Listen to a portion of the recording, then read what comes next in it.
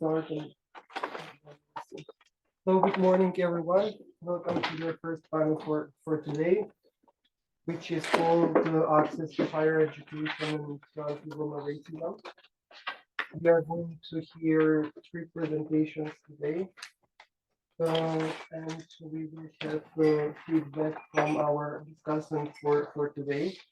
Let me start with introducing first our discussant, Sanjay Kumar from CEU.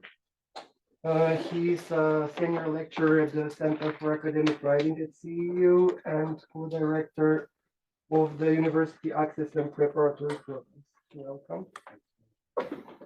And to go directly to the first presentation for today, we are going to hear from Ismael Cortés, who is Associate Professor of the Masters in International Peace, Conflict and Development Studies at UNESCO Chair of Philosophy for Peace. And the paper he is going to present is called Higher Education for Roma and Epistemic Activism, a Pathway to Contemporary Political Practice. Please, the floor is yours.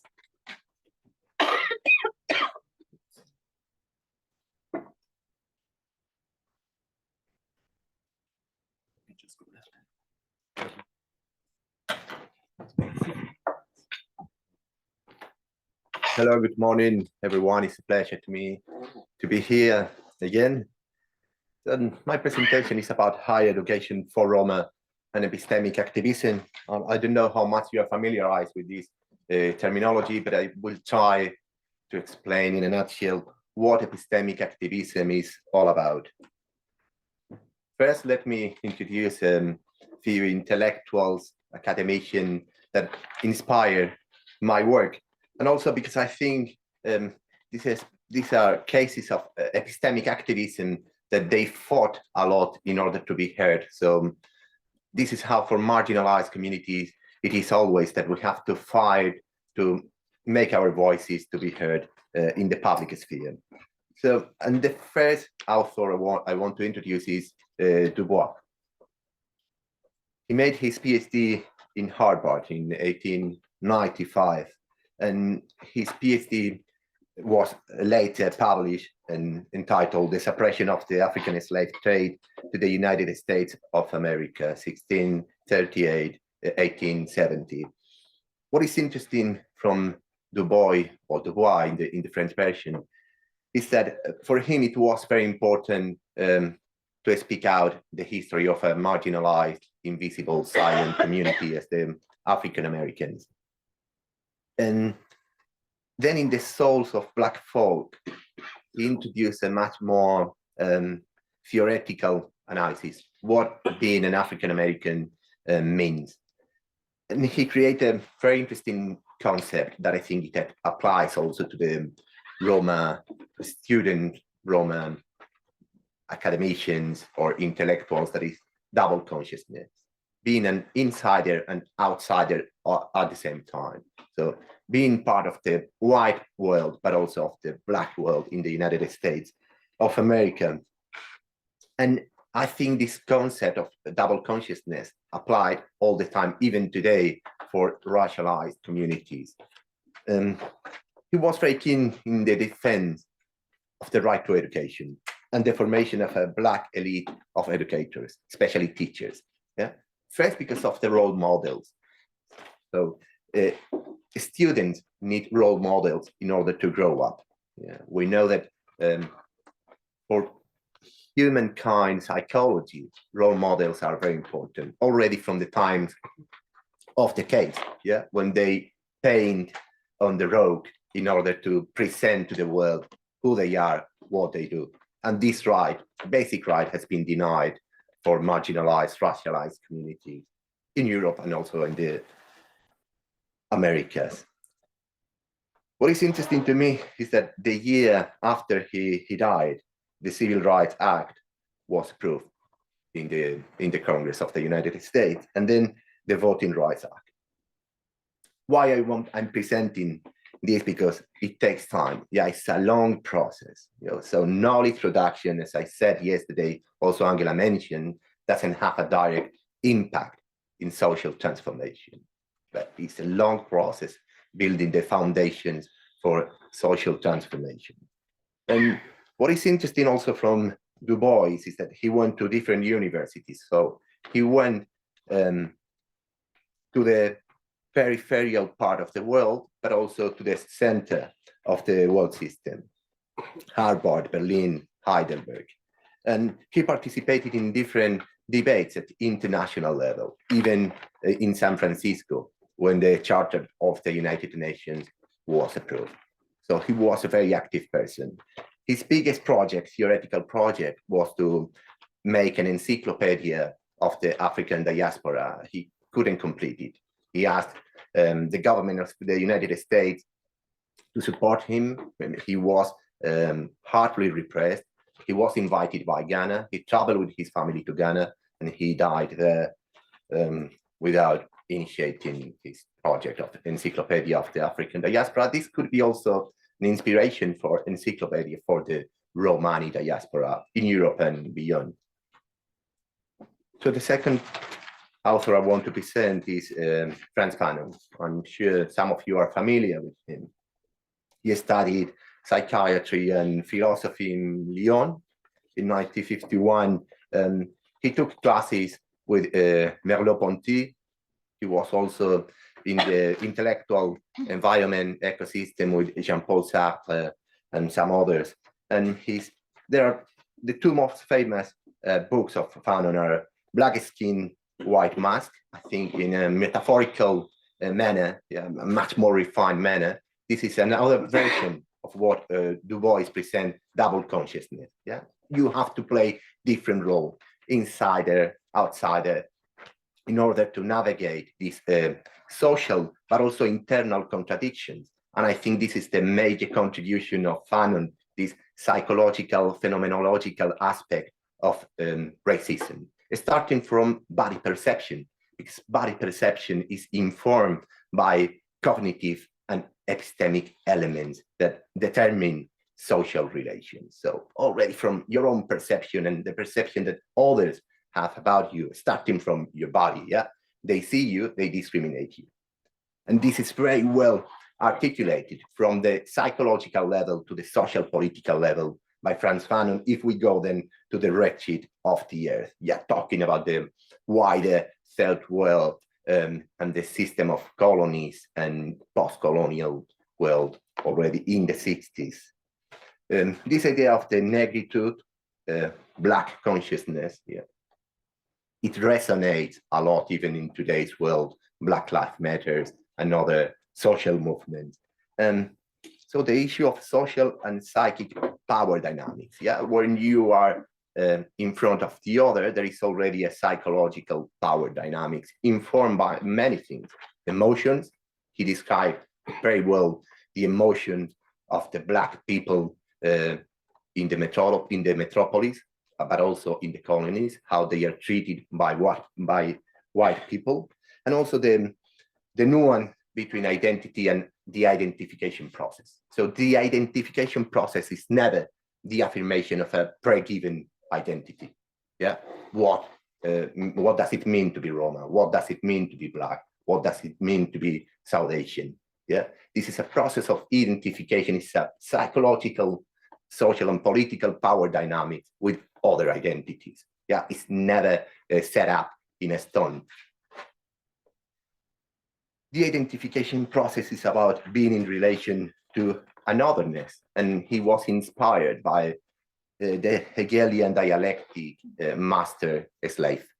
Yeah, because it's not a simple dialectic relation that marginalized, racialized communities have with the others. Yeah, there is hierarchies and many times relations of oppression, relations of violence. And the third author and the last one, but not least, is Spivak, Gayatri Spivak. She has been collaborating also with the journal Critical Romani Studies. She is in a way part of the ecosystem of the Romani studies, and of course, one of the most intellectual, prominent figure in the international sphere. She studied PhD, comparative literature in the Cornell University, and then she went to all different universities. And again, it's like the case of Franz Fanon, Du Bois, and herself. They have been part of the peripheral intellectual world, but also from the center of the world system. Yeah, so this is also very interesting for the Roma youngsters, because you are also becoming part of the center of intellectual power, let's say, in a way, European universities, Central Europe. It is about that. But also, you know, the reality of marginalized, very poor communities. So again, this double consciousness is operating all the time. What is interesting about her, and different, I would say, for the idea of how consciousness is built, is the historical perspective and institutional perspective, how institutions build subjectivity, also educational institution, yeah, and how all the system of knowledge, in her case, he analyzed different systems, but it is very important how she analyzed the question of religion, access to language. Yesterday we were talking about access to English. She talked about access to Sanskrit as a key language of the caste system in India. So very, very detailed and nuanced analysis done by Spivak. And in an interesting concept, the last one I want to present here is the institutionalized subjectivity. Yeah, how institutions shape not only society and political institution, but also your identity. Yeah, build you from inside, not only outside. And then from there, the notion of epistemic violence and epistemic activism makes sense. She was one of the first to present the concept of epistemic violence in a dialogue with Michel Foucault. And she provided a very good definition. Yeah, she said, the clearest available example of such epistemic violence is the remotely orchestrated, far-flung and heterogeneous project to constitute the colonial subject as other. This project is also the asymmetrical obliteration of the trace of that other in its precarious subjectivity. Yesterday, we also talked about precarious subjectivity, a fragile, not only subjectivity, but network of Roma in Europe. So this concept is very, very well articulated by Spivak. Then what is interesting about epistemic violence is that it's not only applied to colonial subjects, but also to other oppressed people and racialized people, not necessarily in the context of the relation metropolis and colonies, but also in other contexts, like is the reality of the Roma. And another definition by Galban Alvarez is violence exerted through knowledge is probably one of the key elements in any process of domination. It is not only through the construction of exploitative economic links or the control of the political military apparatuses that domination is accomplished, but also, and I would argue most importantly, through the construction of epistemic frameworks that legitimize and enshrine those practices of domination. Then talking about epistemic activism, there are key questions that I would like we to reflect together. Right? How do we know what we know? What counts as a valid knowledge? How can we justify our beliefs? Institutions of knowledge production, what is the role of institutions? Because knowledge doesn't come out from people's mind, but there are entire systems of knowledge working, regimes of truth, as truth is imposed in society and in people's mind through systems of power. Can knowledge bring emancipation? This was the basic hypothesis of the Enlightenment movement. But can knowledge bring oppression? This Edward Said, Spivak, and some others said many times knowledge was constructed to oppress people. And then, of course, the knowledge-power relationships. Epistemic activism, it refers to the critical activities of denouncing, contesting, and resisting the cognitive, but also affective attitudes and sensibilities that facilitate complicity with racial oppression and with racial violence. And Martina said, my analysis paid special attention to the role that affectivity plays in complicity with racial violence and how affective attitudes can be used in epistemic activism to disrupt complicity and to mobilize people in the fight against racial violence. So how to mobilize beliefs, cognitive elements, but also emotions and sentiments. This is very crucial in activism. Then some bullet points, about the construction of a social power and critical mass. So I would say that social power is basically people sharing common identity, values, goals, or interests. But then it comes the capacity to influence a social change. Somehow we were talking yesterday about it's not that simple, it's not that easy. What is necessary to spark a critical mass is not only a matter of number of how many people we gather together, but it's also cognitive epistemic elements. So systems of information, opinion making.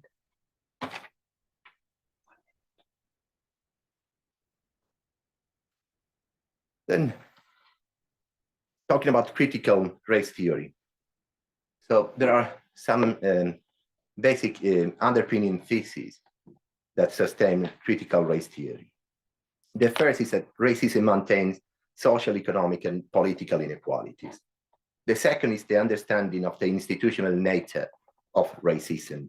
So there are institutions working actively to maintain the system of oppression based on racist relations. Then the institutional mechanisms behind knowledge-power relations. Also, it's normative and explanatory critique. It means it provides a horizon of hope, an utopian horizon from where we can evaluate the current society. It assesses reality, therefore, from core ethical and political values. And to finish, if you allow me, it doesn't describe just what it is, but it also explains why things are the way they are. So I will finish here, and I will be happy to take some questions if there are any. Thank you very much for your attention.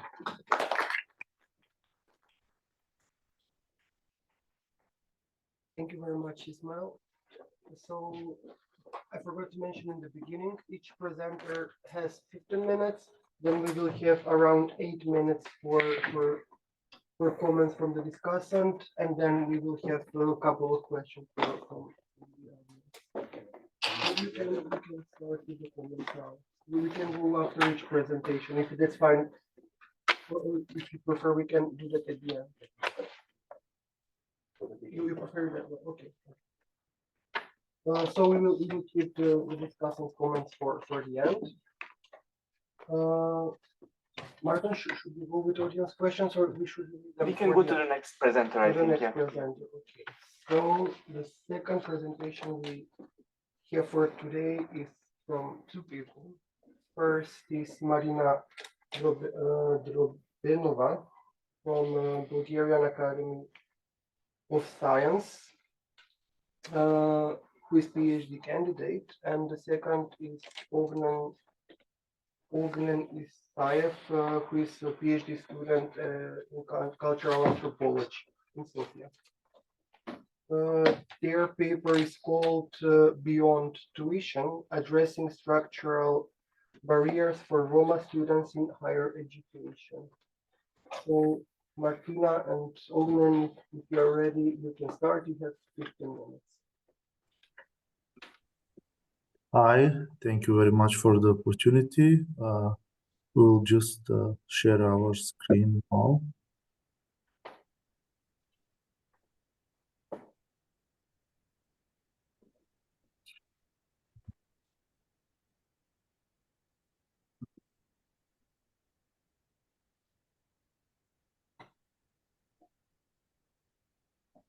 Yeah, we can see your screen.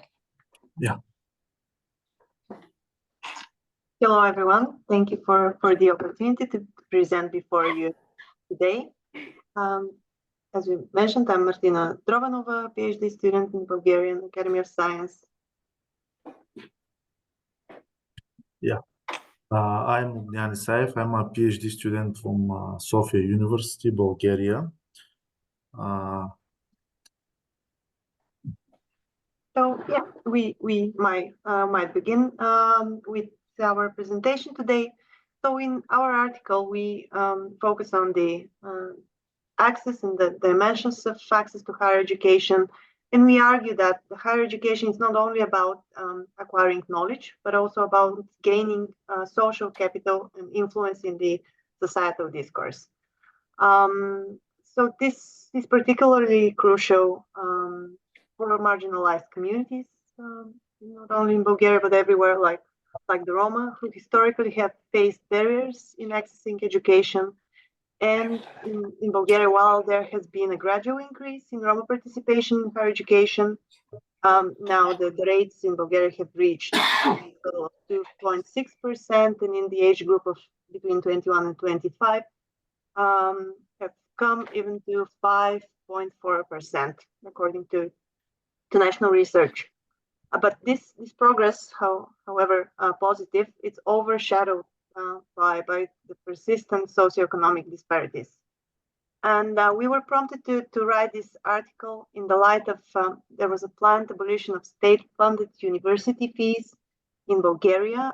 However, the proposition was not voted in the final votes were not carried out, and the decision was left for the future government, as we now face political instability and elections almost each year, parliamentary elections. And once again, that the most vulnerable, we argue, were not, I'd say, not deprived, but they're one more financial barrier to education remains. In the article, we actually tried to question the paradigm of access to education and to higher education. How exactly it is introduced into Bulgarian legislation and the general institutional norms. Additionally to that, we actually underlined that currently there is no clear definition about access to education. Very often it is promoted that everybody has the right to access, the right to education, but when it comes to real application in practice and fulfill this right of every child, it is left to the parents of the children and to the families kind of to meet this right.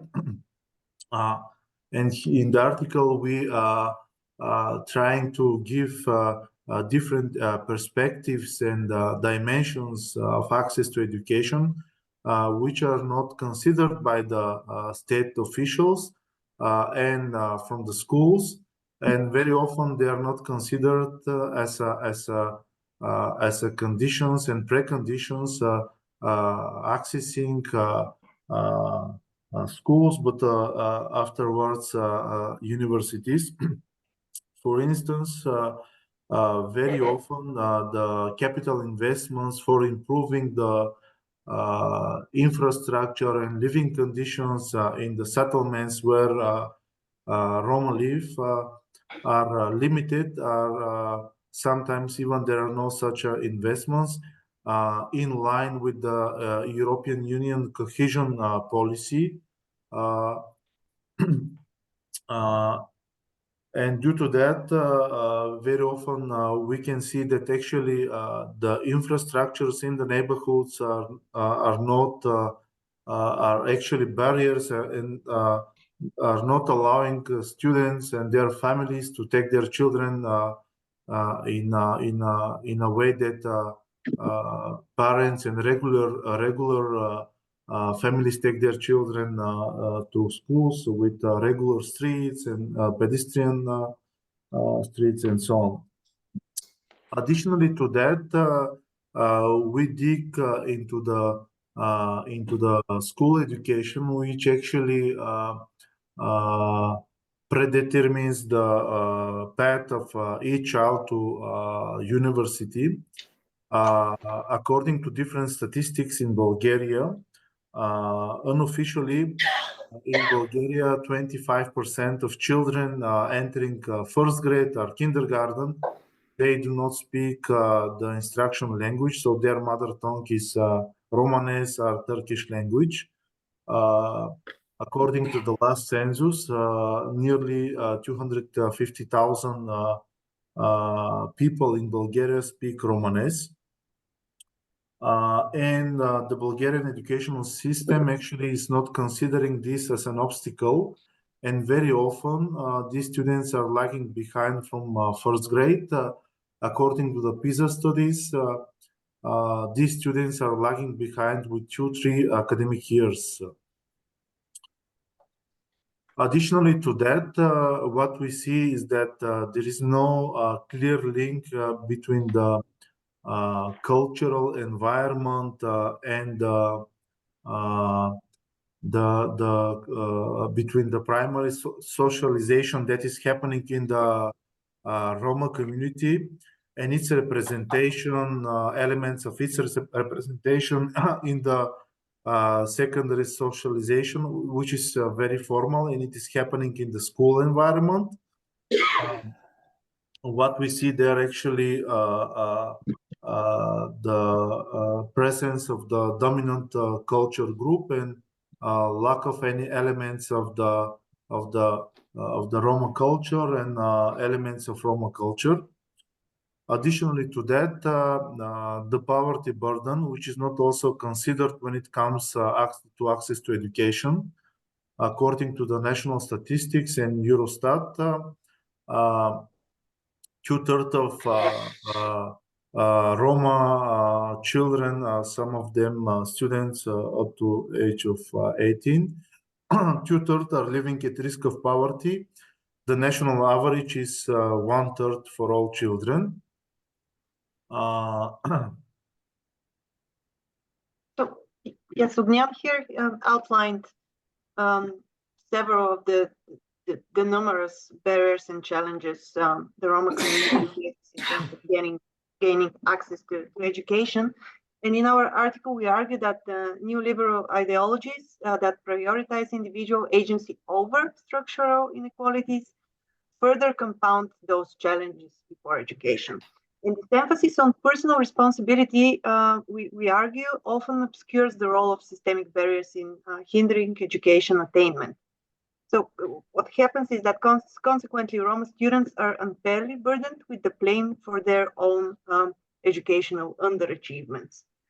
And furthermore, we argue that the prevailing meritocratic notion that perpetuates the social hierarchies as outcomes of students' shortcomings are perceived as fair, they're perceived as justified, despite those systemic disadvantages that marginalized groups face. And in terms of the theoretical framework, our article considers the issue from a critical theory perspective, from the perspective of Bourdieu's cultural capital theory, as we argue that the distribution of household income in Bulgaria plays a significant role in shaping individuals' opportunities for advancement in education and within the social hierarchy as well. And wealthier households, as Ognyan will explain in a bit, tend to invest more in their children's education, which perpetuates social, cultural inequalities. And it's evident in the low share of academically resilient students, we argue. And those are the students, the top performing disadvantaged students. And this is coupled with the high level of school segregation in Bulgaria, which is among the highest in Europe, according to PISA. And data published by PISA. So we have presented in the article evidence that parental socioeconomic status and ethnicity are the primary determinants of student achievements in Bulgaria. And this data reveals that Roma students, they face additional challenges due to lower rates of parental education attainment, particularly more among the economically inactive parents in Bulgaria. And there's a disparity here that not only perpetuates existing inequalities, but validates the cultural heritage as a kind of natural endowment in terms of reinforcing the status quo within the educational system. And lastly, research suggests there's a strong correlation between parents' attainment and that of their children. And that, we argue, highlights the significance of cultural capital in influencing intergenerational educational probabilities, especially within the marginalized Roma. Additionally to that, what is quite visible, the affordability of private classes. The private classes in Bulgaria play a significant role in achieving high results in external evaluation after 7th and 12th grade. Basically, the educational school system in Bulgaria, the higher educational school system, as well as the primary educational school system, requires more knowledge and skills and results in these external evaluations that are not provided during the regular classes. That is why many families and students are basically forced to take private classes in order to meet these requirements and set high standards. However, this is extra financial burden to many families with low income. As I mentioned before, despite the increase in the income of Roma families in the last 10 years and their activeness on the labor market, still many Roma families, and maybe just few, can afford these private classes as they're very expensive.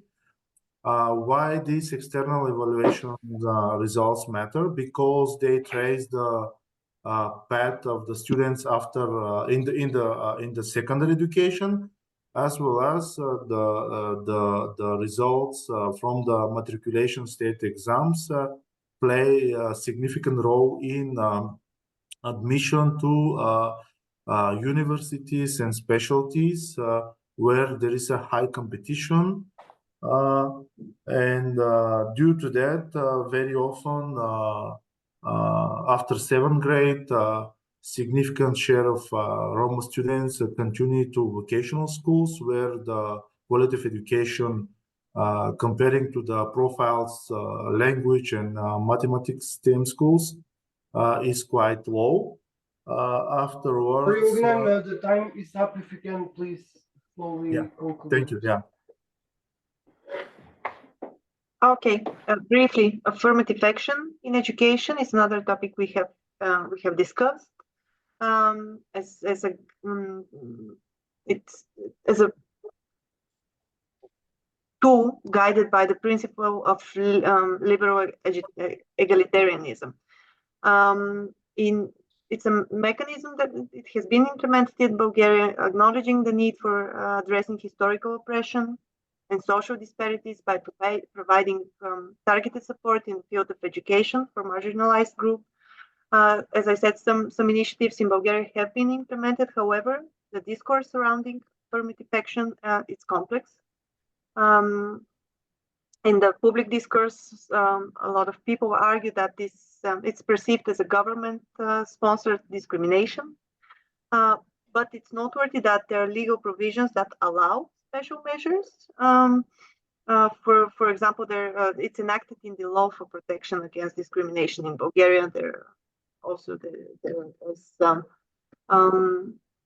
are other mechanisms national who guide this principle. The Roma Educational Fund, it operates in Bulgaria, but it faced legal challenges and allegations of discrimination, which culminated in a Supreme Administrative Court ruling that affirmed those claims.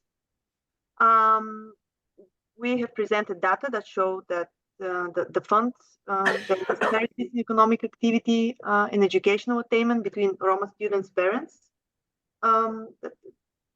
students who participated in the mechanisms presented by REP, and the parents from the broader Roma population, which actually showcased that the fund benefited students who would most likely receive higher education.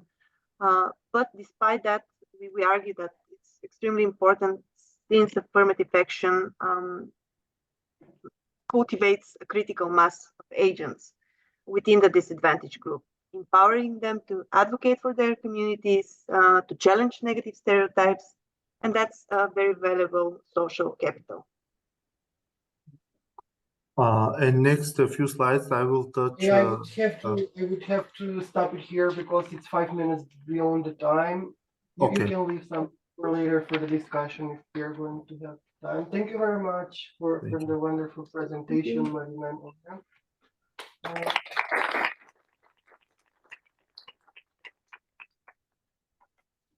And our third presentation for today, for this panel, is by Natascha Hofmann, who is the chairman of the Association for Sinti and Roma in Baden, Germany.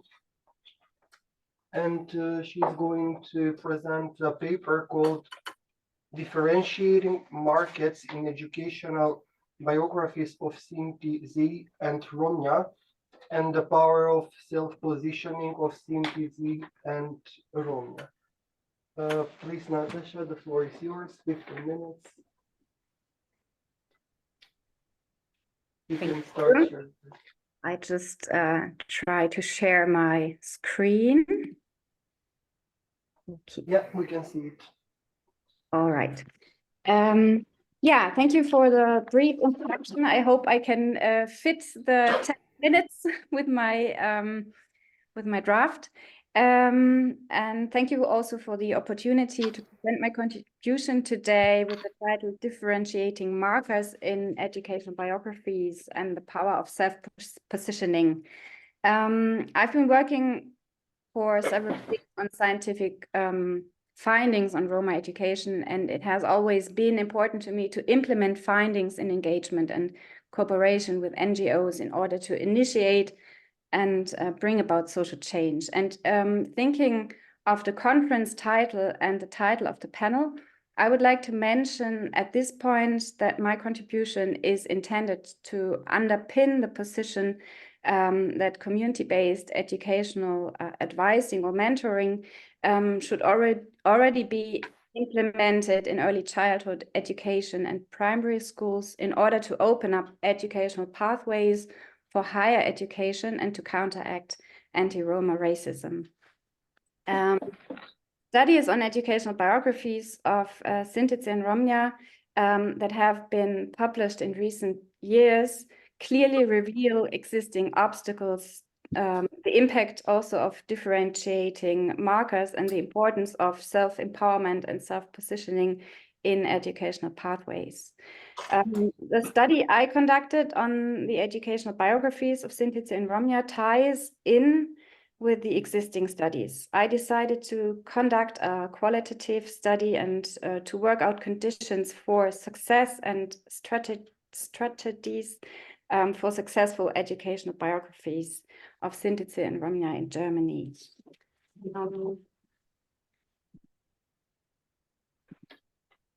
And for the research design, the following considerations were relevant. First, the epistemological classification in post-structuralist and deconstructivist perspectives. And also 12 women from the community were to be invited for a biographical narrative interview. And all of them should define themselves as Sinti or Roma and should have completed a formal secondary school degree. In order to allow the interviewed women to present and make a weighting of significant events themselves in their lives, the qualitative interviews were to be conducted using a retrospective method. For this methodological approach, it is fundamental that the question is posed as openly as possible and the interviewer and the researcher intervenes little in the interview, so that the interviewees structure the communication themselves and reveal their relevant system to the question. On this basis, 6 qualitative interviews with Sinti and Roma aged 17 to 42 were conducted in the period 2019 to 2021. And 6 interviews, as 12 were requested, they were refused, and the rejections also can be categorized with regard to othering processes, as I have already explained in an earlier article. Today, the contribution will focus on the results of the interviews conducted. Referring to post-structuralist theories and hegemonic critical perspectives of, for example, queer feminist, critical whiteness approaches, disability studies, or post-colonial perspectives, it had been clearly worked out how social orders are characterized and reproduced by inequality and power relations. Markers such as gender, ethnicity, age, body appearance, or constitutions are used to differentiate, to make attributions, to valorize and devalue people or groups of people, thus positioning them socially with the aim of maintaining existing social power relations. As we know, it is not uncommon for multiple attributions to be made by various markers in an intersectional combination of disadvantages and social discrimination. Linked to the concepts that we already heard also today, concepts and works of Spivak and Hall, for example, Christine Riegel has developed an intersectional analysis model to visualize othering processes and their interdependencies with social positioning. So we have here the social power relations on the left side and the othering processes that occur on different levels, such as institutions or structures, and also discourses and practices. So we have different levels within the society, the individual space of acting, and also the social discourses and practices, and also the framework, the social conditions. And I stick to this model to show social positioning in the area of tension between being shaped and actively shaping and producing. On a positive note, this model makes it possible to focus on the spaces of possibility and how these can be used to influence areas of society with regard to shifts in power relations. And by examining when and in which function othering processes appear and how they are responded, social positions can be questioned. And this offers a possibility to strengthen new narratives which might have an impact on transforming social discourses and conditions. The study results show that obstacles exist in the educational pathways, and also discrimination and racism still have an impact for interviewed women. And they respond with a form of resistance that is also connected to the area of education, which opens up a change. So coming back to some examples, all of the women interviewed reported experiences of discrimination and attributions with the racist marker gypsy in the context of school, education, work, and everyday life.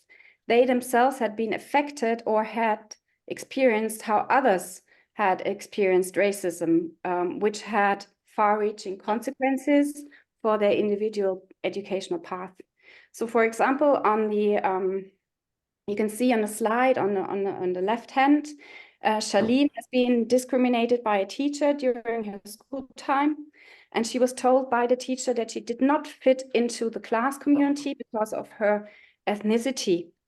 Charlene then attended school irregularly for a while, as she did not find the conditions of a good learning atmosphere.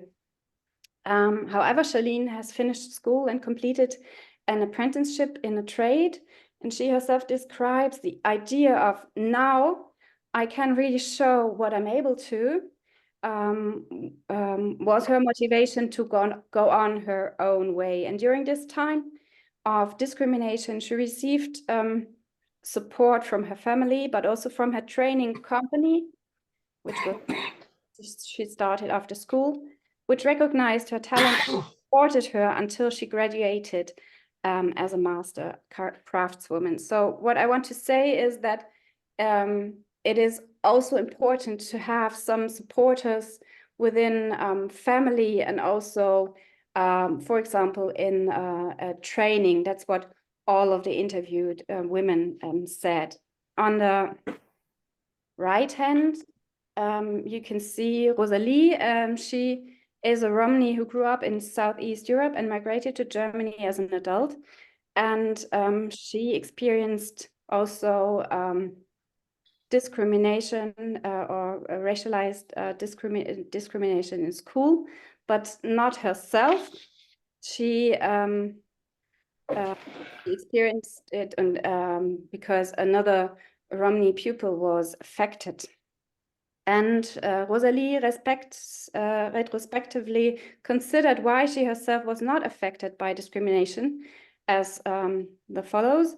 While she herself was not visible as a Romani from her point of view, as she did not speak Romani language at school, and she had a light skin color and behaved in the line with the teacher's expectations, her classmate came more into the teacher's focus and did receive less support from the teacher and had which was not and she had difficulties which was not attributed to, for example, language barriers, but also that the pupil was read as gypsy. So Rosalie described that this experience affected her, and she also describes retrospective as an adult that this experience also influenced her to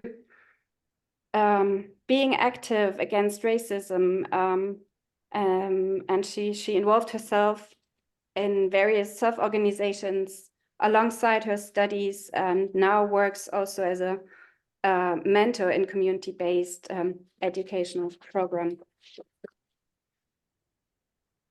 Maybe I need a hint how much time is left. That would be 5 nice. minutes. Thank 5 you. minutes. So another example is Amelia.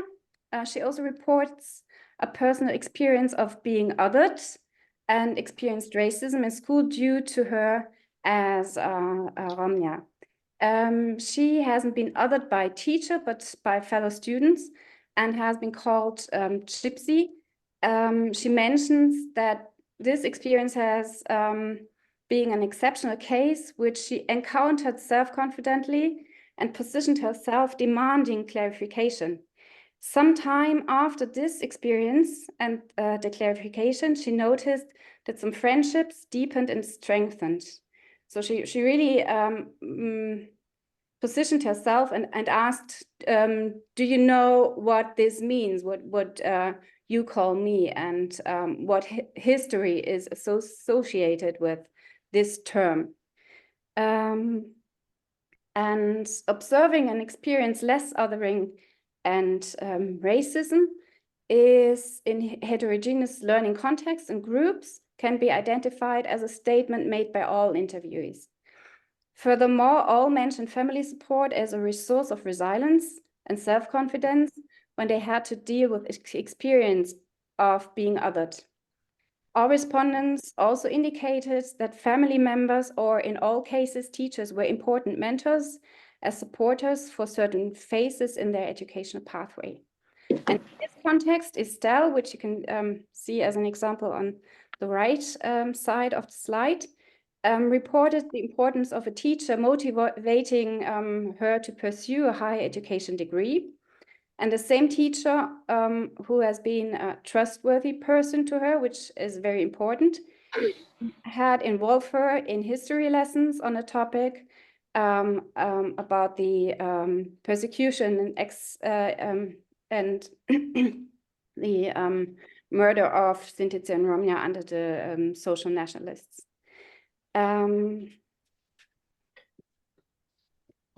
Another example. 1 minute. You have. Yes, 1 minute left. Yeah, Okay, so I skip. This is actually what is the working context or the experiences in the work context is more incisive due to the interviews than the experience in school, as they experience really discrimination and accusations due to their community background, which led to the loss of their jobs. So I come to the last slide. It can be noted that all of the interviews choose a confrontal approach in the direct situation of othering and the associated experience of racist marginalization, and stood up for themselves against racism. And all of them see education and community-based empowerment as a key to social participation and the key to challenging the reproduction of inequality. And the aspect of trusting relationships and talking in the mother tongue is very important in that case. 4 of the interviewees are therefore active in the education sector themselves and work as educational mentors or advisors. Their aim is to work in the community, to be role models for children from the community, to accompany the children's educational path, and to encourage them to go their own way and position themselves confidently in society. And to come to the last statement, in my experience, because I had the chance to participate with a self-organization to develop educational mentoring program locally in Freiburg. So in my experience, these programs are perceived as important, not only by the community, but also by the institutions.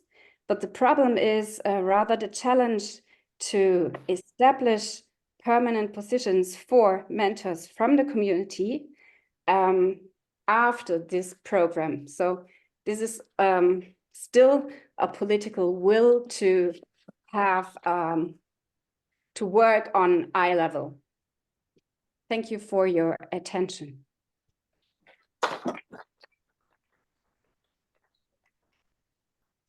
Thank you very much, Natascha.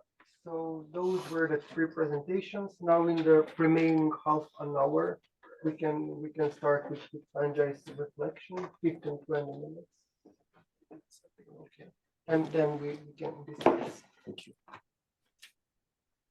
Good morning, everybody. Some of you know me, so I have to probably make a couple of disclaimers. I'm here wearing a couple of hats. I'm by training a literary and theater scholar. I work in the area of performative traditions. I must defer and make it very clear that I'm not a Romani studies scholar. There are some experts here, Professor Viola, Professor Michael Stewart. You might probably hear more intense as well as profound comments from there. It was a pleasure to read these papers. Thank you, Angela. Thank you, Marton, for inviting me to be the discussant. I will probably also mention the context in which I view them. One of the contexts in which I'm viewing them is, of course, the experiences I bring from India, from South Asia, in the context of caste and also Dalit education, but also looking at the theories that are being referred to here, ranging from Spivak to others. And last but not the least, my last 6 months trying to understand Austrian higher education, looking at the way in which schools play a very important role and the way in which the access program in CU might expand to involve structural discrimination faced by school students in Austria. So just to put all these things together, the mandate given to me is to try to connect these papers in terms of the links which are coming out in them, and I'll probably start from there. First of all, thank you all for producing such interesting set of ideas. Those are a work in progress. I teach writing, so for me, it's important to also emphasize the fact that there's never a perfect paper, and all works of papers are works in progress, and this is a great forum to get feedback. One of the things that has really come up for me in all these three papers is the question of performing identities. And I think that is an important element that comes in all three of them, because the question of who is a Roma, how do you perform this identity inside and outside the classroom becomes an important link in all these three papers. I'll get into specifics in a minute, but I think this question of what are we talking about? Are we talking about the object of the study, or is it itself the subject of study? Makes it very interesting. Especially starting with the last paper from Natascha Hofmann, you can see that the role of the community has a very important role in here. Talking about identity, I think what strings the three papers also together is the question of language. And I think the question of the mother tongue versus the other tongue, the question of othering seems to be recurring in all the three papers. It's also interesting to see that how much this is related to some of the things that we are learning about Austrian school education in terms of children with migrant background. So it's also good to see that the examples from Bulgaria, from Germany, as well as the one from Spain, all linked together to show, perhaps, at least for me, if I may, make that leap. It seems to be something also pan-European in a certain way. So that brings back to the discussions we had yesterday in the panel with Prem, David, and others about talking in terms of how do you reconceptualize race in 21st century Europe.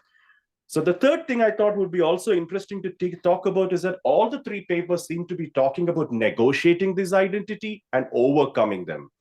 And it was interesting to see how education, and incidentally, just to remind ourselves, the title for today's panel is Access to Higher Education and Anti-Roma Racism. For me, what really struck was that how all the three papers seem to be addressing both the components of this. One of the things that stood out for me, which comes back from yesterday's discussion, is how do we define access here?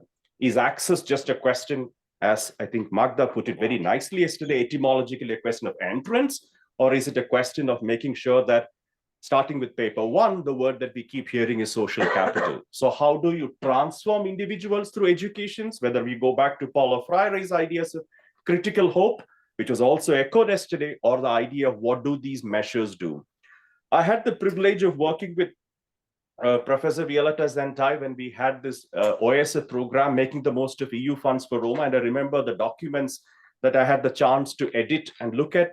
And a lot of these papers reminded me of the amount of work that has happened in the continent in terms of the involvement of non-governmental organizations, as well as the state. All the three papers seem to be just judging it, also asking specific questions, which I'll come to now, in terms of how much have they succeeded, how much have they failed. However, three things came out to me again in this aspect. One is the question of the individual. And this is interesting here because I'm placing myself in the shoes of the learner. And it was also interesting to see that, or probably significant to see that there was a distinction made between the school and the university. So two of the papers do address what happens in the elementary school, also what happens in terms of the habitus of the people who come into these schools. There was also an interesting observation which connects to the work that we are trying to find out in Austria, which most of the stakeholders seem to be responding to us in our fieldwork, is that the real issue is the transition from the high school to the university.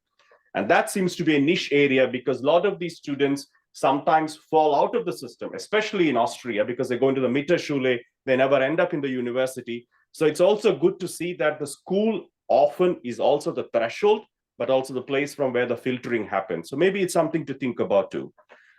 I'll start with Natascha's paper about the general questions I have. There are far and few, but at the same time, some of them might be interesting for you to take up later. I'll start with the theoretical framework. I'm not sure if the paper fully elaborates for me how does the intersectional analysis model presented by Christine Riegel specifically enhance our understanding of the educational experience of the Sinti and Romania compared to other models of intersectionality you speak about. So what is the privileged position it has? And perhaps what are the limitations or challenges in applying this model to your case study? And in terms of methodology, I was also thinking perhaps it would be useful for you to elaborate on the choice of the reconstructive approach of the interviews. I'm not a social scientist, But as somebody coming from humanities, I'm always curious to know what does methodology yield. And of course, how does this methodology help in capturing the nuances? And I really like the fact that you brought in this, for me, a very performative term, educational biographies of the Sinti and Romania. So that's a very interesting move you make. But my question is, were there any limitations of this approach? Maybe that would be worth elaborating. Of course, one of your key conceptual terms is self-positioning, which I think rings a lot of bells for people in performance studies. And you say that the paper does ask the question of the relationship between self-positioning and empowerment. Perhaps might be a good opportunity for you, if the journal is interested, to elaborate on how does this play out in the case of the interviews, especially when you speak about systemic barriers which stop them, as we heard about the trainer who finally becomes. And this brings me back to a small research I happened to do in the last 2 years in Romani theater in Hungary and Austria. And the role model comes up very often. I'm talking about the context of the independent theater in Hungary. And when I talk to people there, one of the things the Roma Heroes Festival does is to think in terms of, or rather project the idea of role models. So the interviews I conducted with people who do these theater workshops was also enlightening to know the idea that the role model has an important educative role and also transformative role in the community. And I was surprised to see how much theater, at least according to the founders of these workshops, has a foundational role to play in this. So maybe that's something which I'll jump to, the role model and mentor part. So the significance of the role models and the mentors and the educational success of the Sinti and Romania would be interesting to think about. But how do you transfer this to an educational context? You know, how does it become meaningful in structural inequalities that exist in educational institutions, as you yourself notice? Perhaps it's also good to bring back your question of what does community-based education do? And I could feel that there is an emancipatory potential in what you're saying, that community-based education probably addresses some of the systemic inequalities. But is it really something that you can see in the sample? Can it be scaled up? Because that's a question we keep getting from the university leadership. Can you scale up what you're proposing? Perhaps I can go on, but maybe a couple of more is also the question of structural and institutional discrimination that all the three papers speak about. And I think it seems to be a recurrent, if I may say, logos of most of what I read about Romani studies, which might be something to think about. Is that the elephant in the room? Perhaps it's also good to think about the comparative analysis part that you're doing in the context of Germany. And now that we live in a German-speaking world, I'm always curious to know, how does that contrast, for example, with what we heard from other parts of Europe, particularly, let's say, Central and Eastern Europe? Maybe the last two questions for you, Natascha, if I may, would be that, you know, perhaps it's also thinking in terms of long-term educational empowerment of these communities. And how does self-positioning, therefore, help them integrate into the society and gain social mobility for the Sinti and the Romania communities? And how do individual successes actually map into societal changes? Do they really matter? Because you bring in the relevant point of role models. Perhaps as a future research for you, it might be also good to think about, are these educational experiences unexplored, or do we need more mechanisms to explore?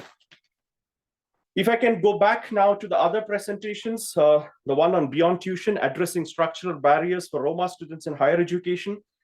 Perhaps I was also impressed to know about the fact that, you know, there is a larger question at stake here than tuition fees or access to education. But let's not in any way relegate this fact to something which is less important. I think access is ultimately dependent in terms of support.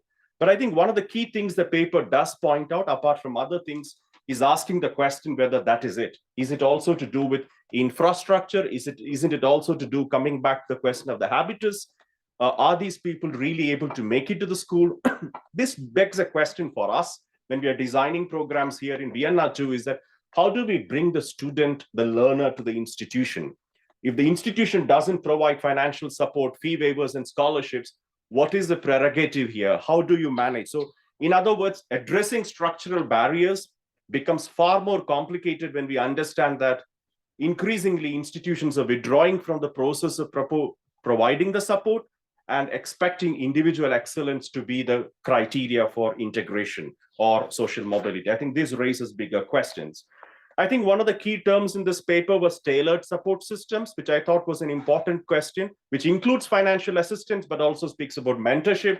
And I'm sure that I'm in the midst of a group of students and learners and tutors who have in the last 20 years, I would say, marvelously demonstrated the power of tutorship and mentoring. So no doubt that this is the right forum to speak about it, celebrate it, cherish it, and perhaps fight for it, because I think that's where the real success of these programs lie. I think community comes back in this paper too, which was redeeming to see, because it seems to be an important link between active involvement of Roma communities in policy design and implementation, but showing how much the community, starting from the parent, the family, the larger social circle becomes important. And I couldn't overemphasize. So I think well done in that. Questions for me is, I'm not sure if there is enough emphasis on what is the multi-sectoral reform you need in this sector for the policymakers, especially. How do they prioritize this? And maybe which intervention should be implemented first, and what would be its immediate impact? There's another big elephant in the room for this paper for me, which is measuring effectiveness. And I'm again at loss, coming from humanities, what kind of metrics or indicators will be used to measure the effectiveness. We have been asked the same by the university leadership to come up with models to measure the impact of access. I think that begs a question there. Also, the larger question, which I think this paper raises, which probably echoed for me in the discussions in the panel and Judith's keynote address, is the question of financial assistance. I don't think I want to overemphasize this, but I think this seems to be a central issue in many ways. Linguistic barriers came back. Coming from language and literature studies, it was redeeming to me. Coming from also a multilingual background in India, it's always good to see, at least in the case of the Romani studies, how monolingual Europe hits the wall once again. Perhaps it's also good to think of what language support programs actually do in nourishing bilingual education and initiatives. Would that be an important part of an access program? We have been trying to think in terms of German and English here. I think community involvement also came back in this paper. Very good link, I would say. Scalability of interventions was also coming up. So that's also good to see that you speak to each other even before you have the panel. And also, finally, the larger question, which I think all of us ask here, how long would these commitments last? Perhaps addressing these questions might be useful.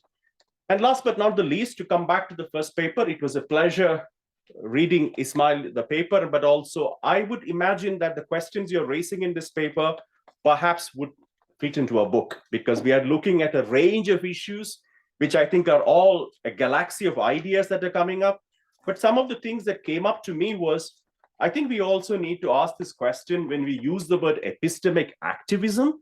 It might be important to think of how much do we extrapolate from the context in which Spivak brings it up. So the text which we all keep invoking in our classes, can the subaltern speak? As a professor back in Indian philosophy once mentioned, maybe they have stopped speaking. Perhaps it's important to ask, why are they muted? So maybe I would say it's good to revisit Spivak in a certain way, because I sometimes feel the epistemic activism isn't what it was meant to be in a certain context, but rather in the multiple critiques of post-colonial theory that we find today, it might be good to ask, what do we gain by bringing in another context, another concept into the context? But nevertheless, I see the fertility of this concept, and I congratulate you in bringing that. I'm not sure if precarious subjectivity ties in well with epistemic activism. Maybe that is something for us to think about.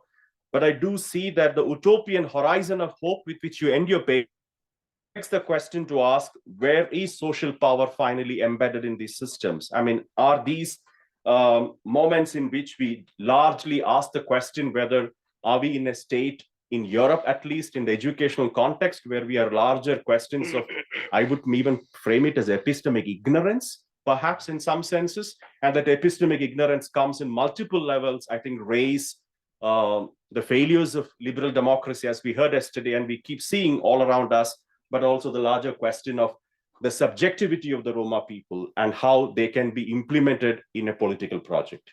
I think I'll stop there. Thank you. Thank you very much, Sanjay. Amazing comments for the presenters to reflect, but also all of us to think about. So in the remaining around 15 minutes, I would open the floor for questions from the audience. Yeah, Andrea. Okay. Do we need microphone or? I think there is microphone in the room. This has been wonderful, 3 wonderful papers. Thank you very much. And I don't even know how I will formulate the question because I have so many. But I will start maybe trying to connect all three of them with this first paper and the notion of affective attitudes. So what I want to say is that one amazing topic, for me at least, is how would we reverse this relationship of even the notion of solidarity and look at the white or the colonizer or the majority and see how alienated they are, how lonely they are, how miserable they are in this logic constructed by modernity. And this is actually at the heart of Fanon's point, right? This complex, colonizer, colonized, is oppressing all of us, right? So the question is,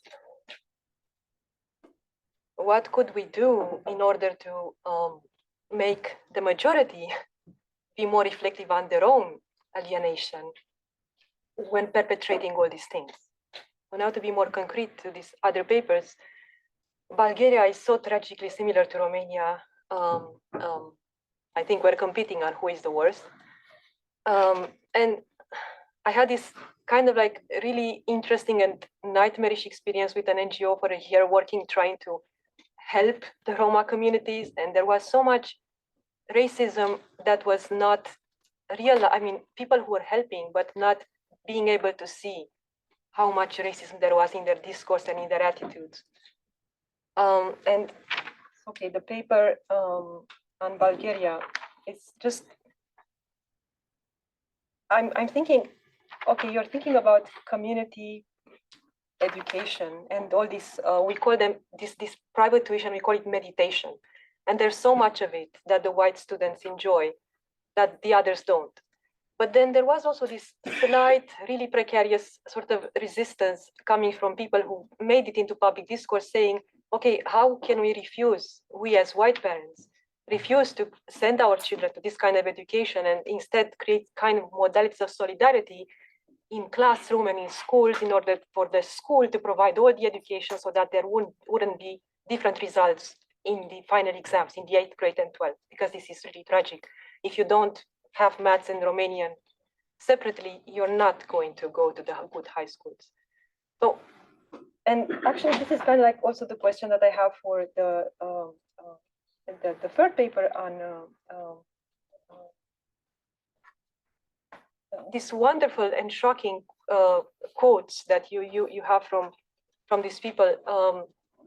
I wonder if German institutions have these mechanisms through which we could, or students could report on this kind of racist attitudes, but not in a sense of excluding the racist, but bringing them back to reflect on what happens there through their discourse.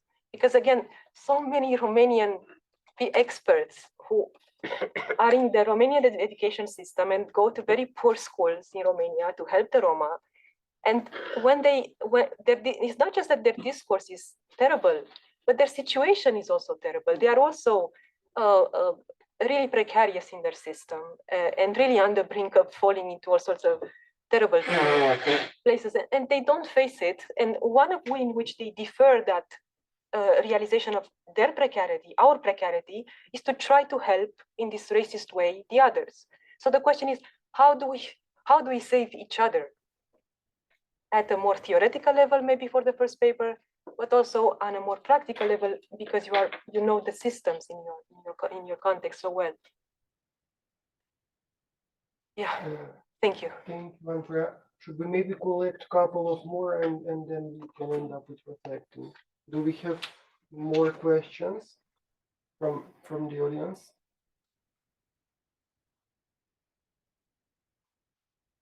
If not, maybe we can end by answering to the questions. Maybe we can start with Ismael and as the order of the presentation was. So you were talking about how to reverse the affective cognitive attitude toward minority, yeah, from their perspective, how to change majority mentality. Maybe, yeah, how to realize that the nation state, basically, which has given our citizenship in order to kind of value ourselves, but we need the other in order to value ourselves, right? We are valuable because we keep. So how to see that situation of citizenship is actually terrible. It's so anxious. It's so, look at how much fear there is in all these white societies, right? And it's not a comfortable way of looking at it, of living, right? It's a terrible way of living. So how to I mean, even the word solidarity in a way is troublesome, because solidarity, because they have it worse. And in very obvious ways, they have it worse if they try to pass the border, right? But in another way, it's a generalized miserable condition of the citizens. So how to make more visible that situation of citizenship that is really, really terrible? Maybe that, yeah, so if that makes sense. Going back to my presentation, I want to talk about the infrastructure of epistemic activism. Yeah, so the discursive agency goes beyond individuals. So my answer would be to think about it from a systemic point of view. Yeah, the systems of knowledge production and the systems of civic mobilization, not to think just from an individual or even social point of view, but also how to involve institutions in these big long-term changes that are required. And also thinking about the systems of knowledge production, we discussed yesterday that it was also an elephant in the room, the political economy of knowledge production that is always needed behind institutional transformations. Yeah, and then the idea of institutionalized subjectivity, because you talk about citizenship.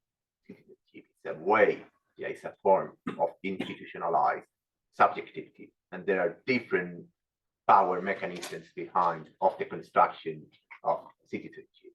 First is the legal framework or migration and so on. Yeah, but then talking about the topic of epistemic activism, epistemic power, symbolic power, we have to think about the role of educational institutions, how they shape identities, how they shape subjectivity of citizens. But beyond the formal educational system, we have the informational systems, we have the cultural systems. Yeah, so my response is not an easy one, yeah, but we have to look at systems of knowledge production and how they shape, yeah, from a performative point of view, cognitive elements of the subject, but also sentiments, emotions, and the affective attitude.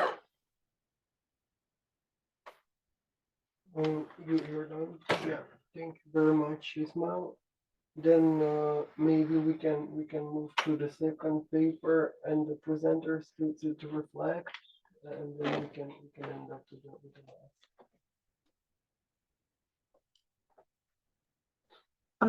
Okay, maybe I can start. I will leave the topic to of linguistic and language to Ognyan, as it's in his sphere of expertise.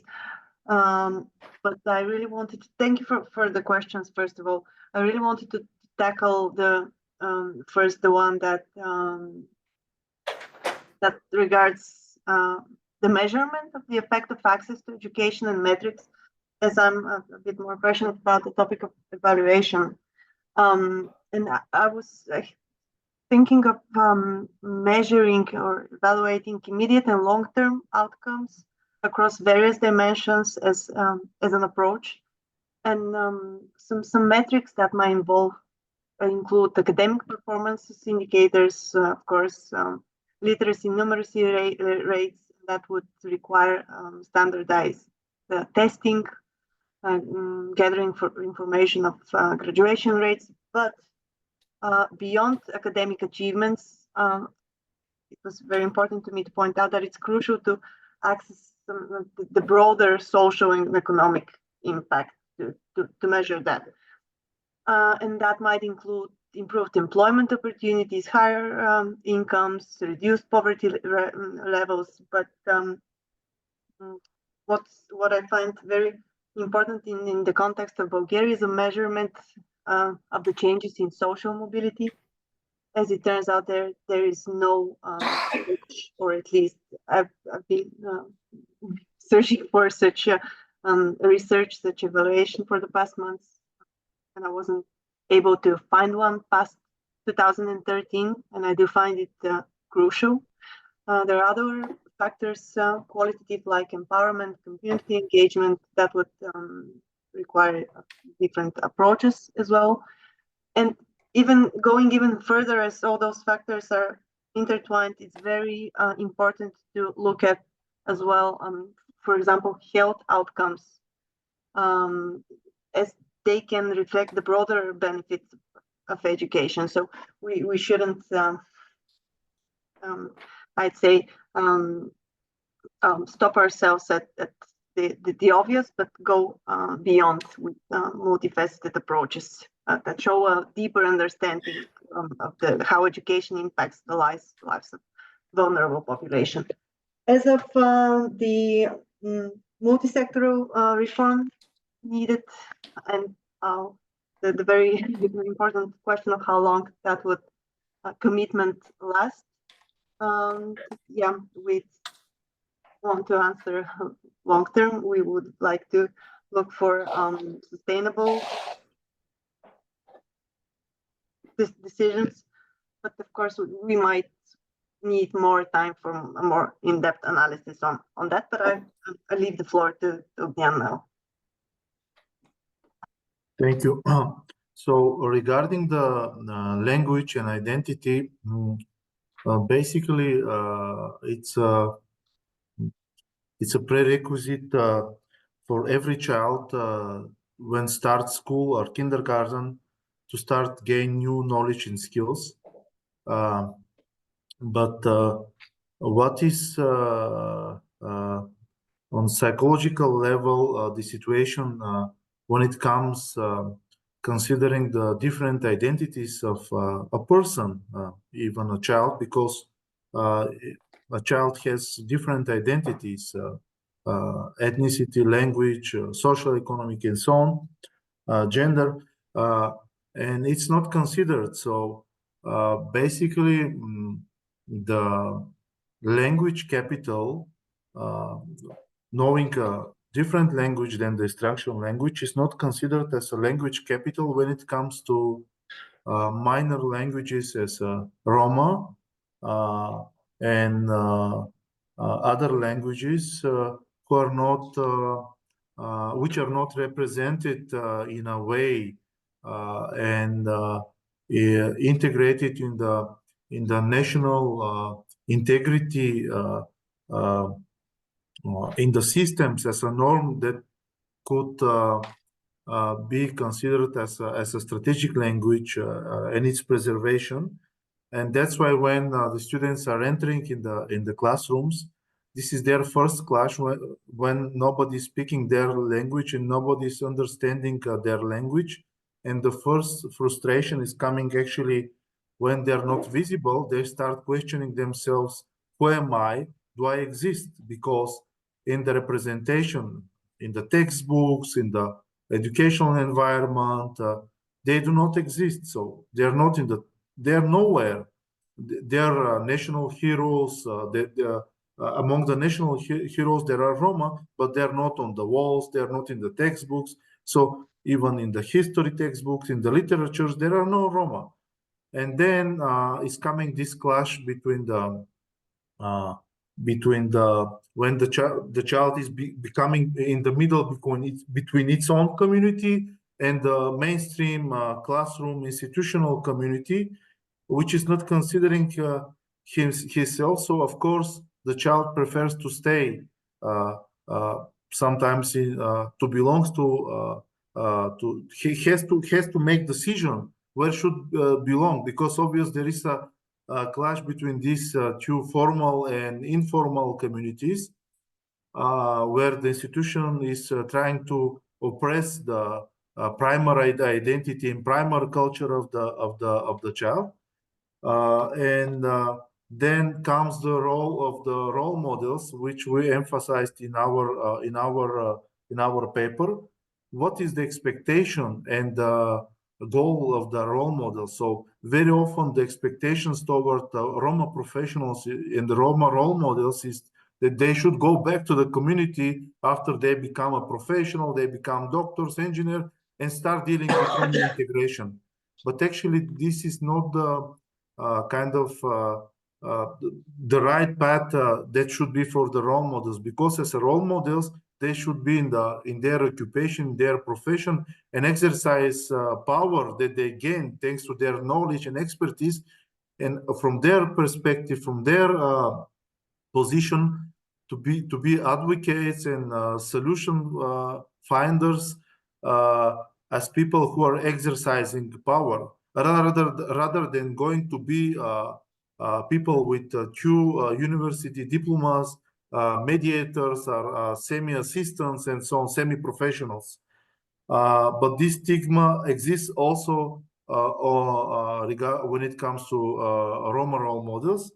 And of course, the teachers' expectations and the stigma of being part of living in Roma community, coming from Roma family, and then of course automatically transfers in lower expectations that these students are not capable in mathematics and other, let's say, STEAM profiles, but they could be, let's say, good dancers, good musicians. Of course, it's not bad, but we cannot stigmatize all students coming from Roma communities and Roma families that they are singers, dancers, and pave their way and sometimes build the wall before their potential. And here I would like to conclude that is the role of the Roma experts, the Roma academics, and the Roma people who exercise power is crucial, because the non-Roma scholars, the non-Roma experts, the non-Roma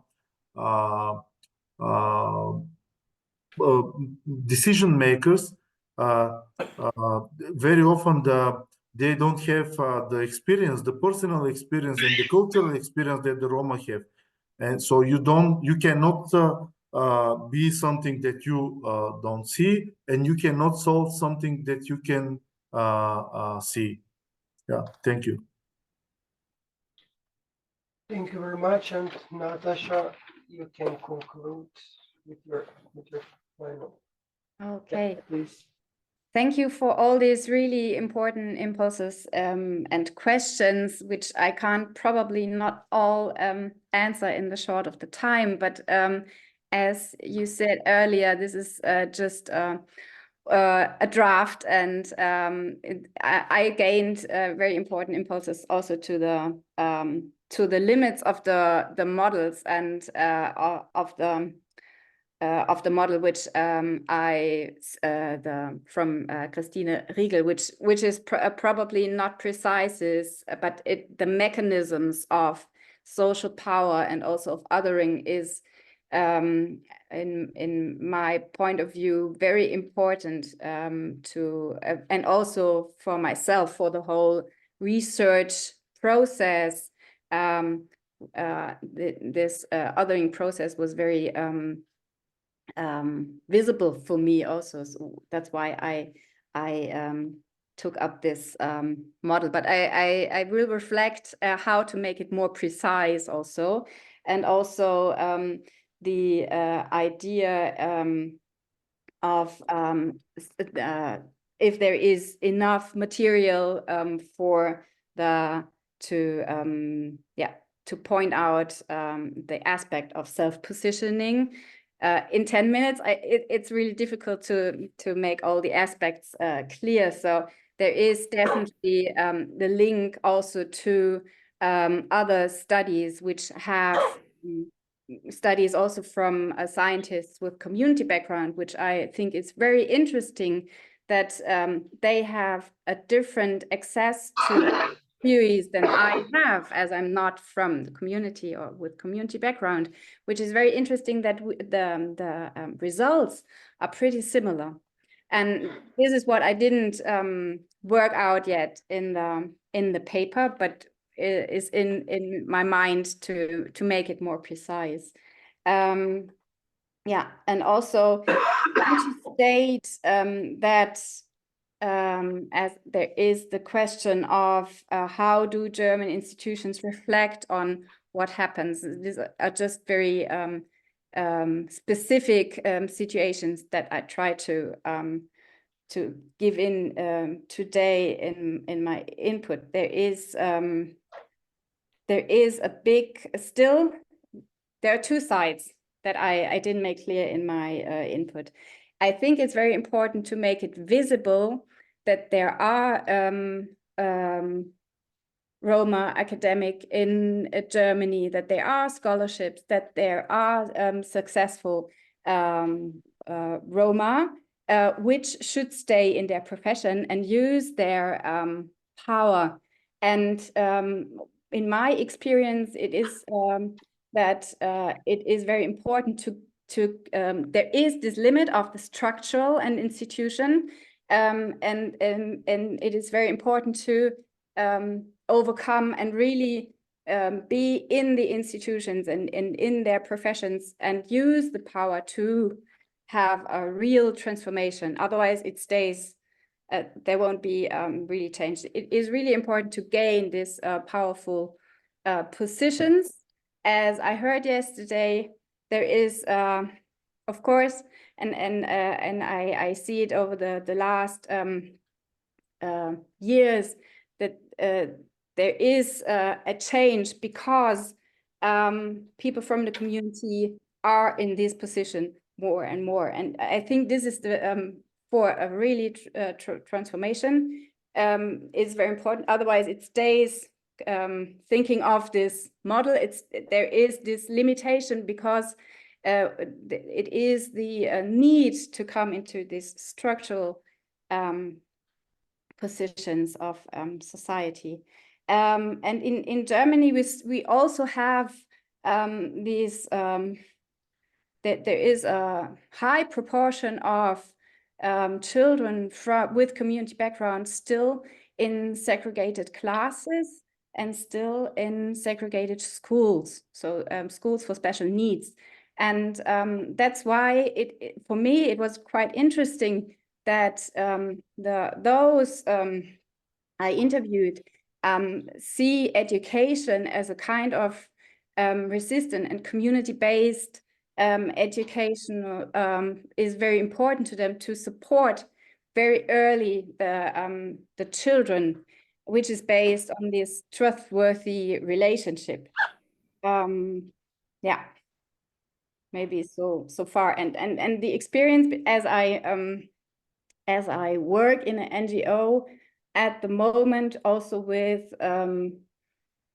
people who are engaged with community background in schools, it can be really seen that there is a change, and this helps institutions and teachers from the dominant society to reflect what really happens, these discriminating mechanisms.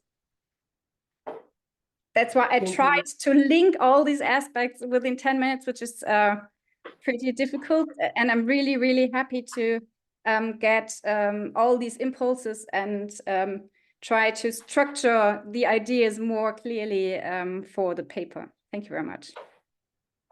Thank you very much.